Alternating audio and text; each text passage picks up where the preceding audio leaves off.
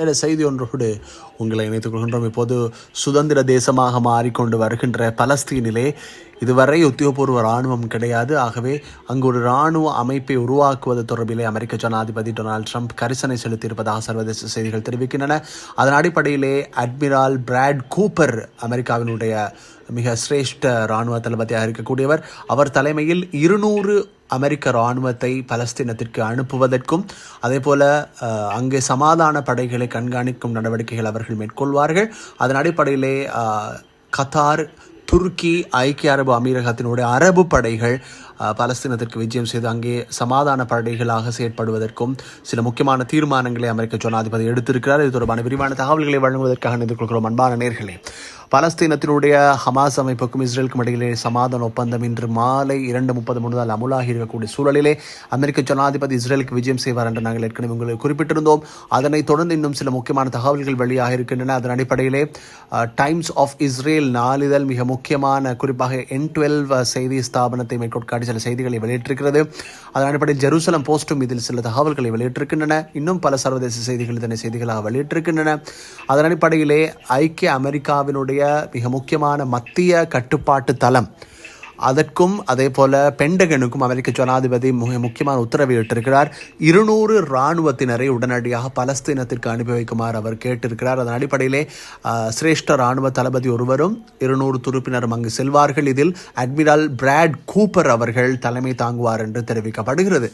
அவர் அங்கே ஒரு மிக முக்கியமான படைத்தளபதியினுடைய தலைவராக இருக்கிறார். இவர்கள் தலைமையிலான இந்த 200 பேரும் இஸ்ரேலில் சென்று அங்கிருந்து களப்பணிகளை முன்னெடுப்பார்கள் என்று தெரிய வருகிறது. குறிப்பாக ஒரு தளத்தை அங்கு அமைப்பது தொடர்பில் இங்கு பேச்சுவார்த்தைகள் இடம்பெற்றுக் கொண்டிருப்பதாகவும் தெரிவிக்கப்படுகிறது. அங்கு சென்று சமாதான படைகளின் வருகை மற்றும் அவர்களுக்கு தேவையான விடயங்களை இவர்கள் செய்து கொடுப்பார்கள் என்று தெரிகிறது. குறிப்பாக அமெரிக்காவுக்கு இதன் போது கத்தார், ஐக்கிய அரபு அமீரகம் மற்றும் துருக்கியிலிருந்து இந்த 3 நாடுகளும் இணைந்துதான் அரபு படைகளை சமாதான படைகளாக அனுப்ப உள்ளதாகவும் சர்வதேச செய்திகள் தெரிவிக்கின்றன. இந்த அடிப்படையிலே பலஸ்தீனத்திலே மீள் கட்டுமான பணிகளுக்கு தங்களாலான அத்தனை உதவிகளையும் வழங்கப் போவதாக கத்தார் தெரிவித்திருக்கிறது. அதனுடைய பிரதமர் இதனை உத்தியோகபூர்வமாக அறிவித்திருக்கிறார். இந்த நிலையிலே அரபு படைகளின் பிரசன்னம் என்பது ஐக்கிய நாடுகள் சபையாக அதனுடைய சமாதான படையாக பெரும்பாலும் வருவதற்கான வாய்ப்புகள் இருக்கின்றன என்றுதான் குறிப்பிடப்படுகிறது. என்றால் தனியாக ஒரு நாடு அங்கே சமாதான படையை அனுப்புமா என்ற கேள்வி இருக்கிறது. ஆகவே ஐக்கிய அமெரிக்காவின் கண்காணிப்பில் ஒரு சமாதான படையாக இந்த 3 நாடுகளினுடைய படைகளும் இணைந்து கொள்ளும் என்று எதிர்பார்க்கப்படுகிறது. இதேவேளை இந்த படைகளுக்கு மேலதிகமாக சவுதி அரேபியாவிலிருந்தும் பெரும்பாலும் உதவிகள் கிடைக்கக்கூடும் என்று எதிர்பார்க்கப்படுகிறது. அதே நேரம் சமாதான படைகள் என்று வருகின்ற போது தொடர்பான சில விடயங்களை நாங்கள் உங்களுக்கு குறிப்பிட வேண்டும். பொதுவாக ஐக்கிய நாடுகள் சபையினுடைய அமைதிப்படையாகத்தான் அவர்கள் உள்வருவார்கள் என்று எதிர்பார்க்கப்படுகிறது. ஆகவே அது தொடர்பான அறிவிப்பு வெளிவரும் வரைதான் நாங்கள் பார்த்து கொண்டிருக்கிறோம். குறிப்பாக இப்போது அமெரிக்க ஜனாதிபதி பென்டகனுக்கும் அதே போல மத்திய கட்டுப்பாட்டு அறை மற்றும் பென்டகனுக்கு அறிவித்திருக்கக்கூடிய செய்தியில் இது தொடர்பில் விரிவாக விளக்கப்பட்டிருப்பதாகவும் சர்வதேச செய்திகள் தெரிவிக்கின்றன. இதேவேளை மிக முக்கியமாக பலஸ்தீனத்தினுடைய ஹமாஸ் அமைப்புடனான இந்த யுத்த நிறுத்தத்தை இஸ்ரேலினுடைய சில அமைச்சர்கள் விரும்பவில்லை என்று தெரிவிக்கப்படுகிறது. அதில் மிக குறிப்பாக பென்குவீர் இருக்கிறார் என்றும் தெரிவிக்கப்படுகிறது. இதேவேளை பலஸ்தீனத்தினுடைய ஹமாஸ் அமைப்பு திங்கட்கிழமை பெரும்பாலும் பணைய கைதிகளை இஸ்ரேலிடம் ஒப்படைக்கும் என்று எதிர்பார்க்கப்படுகிறது. இதேவேளை நாங்கள் இன்னும் சில முக்கியமான விடயங்களையும் இதனோடு இணைத்து பார்க்க வேண்டியிருக்கிறது. குறிப்பாக இத்தாலி பிரதமர் ஜார்ஜியா மெலனிக்கு எதிராகவும் சர்வதேச குற்றவியல் நீதிமன்றத்தில் சில மிக முக்கியமான தீர்மானங்கள் நிறைவேற்றப்பட இருக்கின்றன என்று தெரிவிக்கப்படுகிறது. பெரும்பாலும் அவரும் சர்வதேச தரத்திலே விசாரிக்கப்படுவதற்கான வாய்ப்புகள் இருக்கிறது. ஏனென்றால் இஸ்ரேல் பிரதமருக்கான அவருடைய கடந்த கால ஆதரவு இதற்கு பிரதான காரணமாக இருப்பதாக சர்வதேச செய்திகள் தெரிவிக்கின்றன. எனவே தொடர்பிலே இது அடுத்த கட்டமாக எடுக்கப்படக்கூடிய நடவடிக்கைகளை வைத்துத்தான் தொடர்பிலே பார்க்க வேண்டியதாக இருக்கிறது.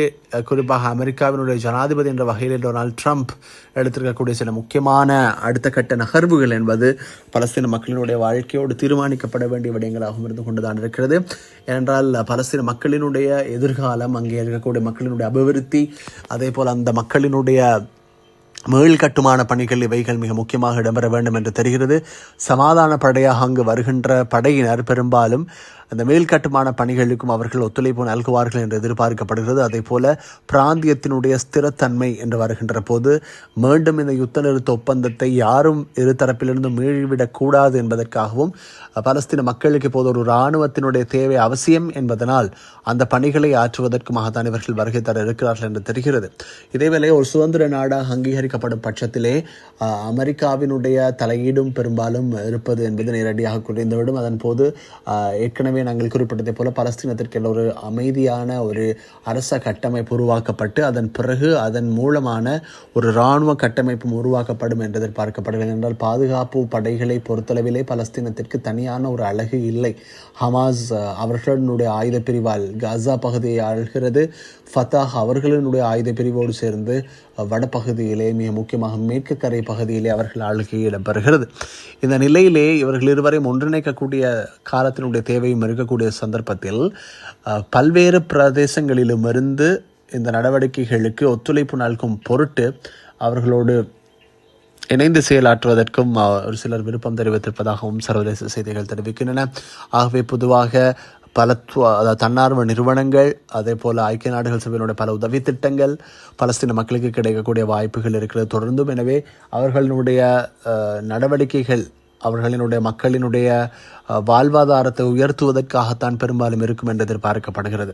இஸ்ரேல் விமான தாக்குதல்களால் சீரழிந்து போன கட்டிடங்கள் மற்றும் நகரமயமாக்கல் திட்டங்களிலே ஏற்படுத்தப்பட்டிருந்த சில விடயங்களினுடைய அதாவது முற்றிலுமே இஸ்ரேல் அனைத்தையும் தரைமட்டமாக்கியமை காரணமாக அவர்களினுடைய மீள் செயற்பாடுகளை ஆரம்பிக்க வேண்டிய தேவையும் அவர்களுக்கு இருக்கிறது.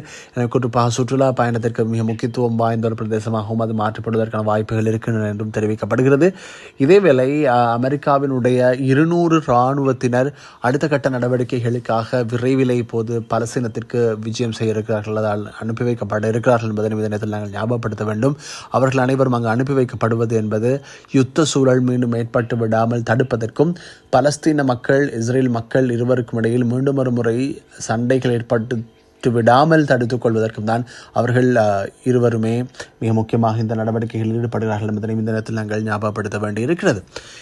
இப்போதைய நிலையிலே பலஸ்தீனத்தினுடைய அடுத்த கட்ட நடவடிக்கைகள் என்று வருகின்ற போது பலஸ்தீனத்தினுடைய அதிகார சபையினுடைய ஜனாதிபதியாக தற்போது இருப்பவர் மஹ்மூத் அப்பாஸ் அவர்கள்.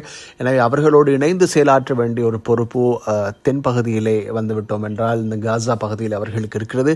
எனவே ஜனநாயக ரீதியான ஒரு தேர்தல் நடைபெற வேண்டும் என்று அவர்கள் அனைவரும் குறிப்பிடுகிறார்கள். அதற்கு முன்பான ஒரு கட்டுமான பணிகள் மற்றும் இதர அவசரமான முடிக்க வேண்டிய சில விடயங்கள் இருக்கின்றன.